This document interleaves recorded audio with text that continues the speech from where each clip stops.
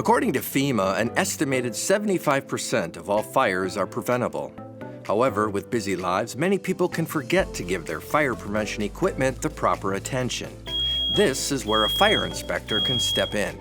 What the fire inspector does is he enforces fire code, which is law.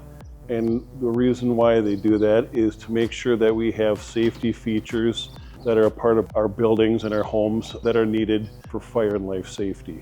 So that can be going out doing inspections on new construction, existing buildings with updated construction, looking at sprinkler systems, fire alarm control panels, making sure smoke detectors are in place. Steve Erickson is the new fire inspector for the Roseville Fire Department, and he's excited to bring his knowledge and expertise to the role. Well, I've wanted to be full-time in the fire service ever since I've been on Lake Johanna, and being that we're neighboring cities and we work together, I knew that Roseville Fire had a high standard. As valuable as it is for Steve to do the inspections, he says an even more valuable part of his job is being able to educate people and make them aware of some of the things to look out for.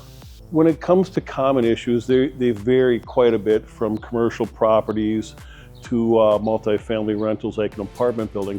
I would say one thing that's common is this lack of understanding of why we have fire and life safety.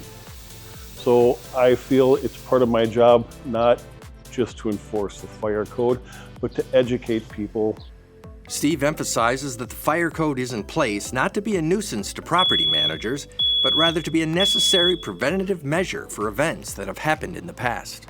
It's about enforcing code and education. And the reason why we have fire code in place is because something bad has happened in the past.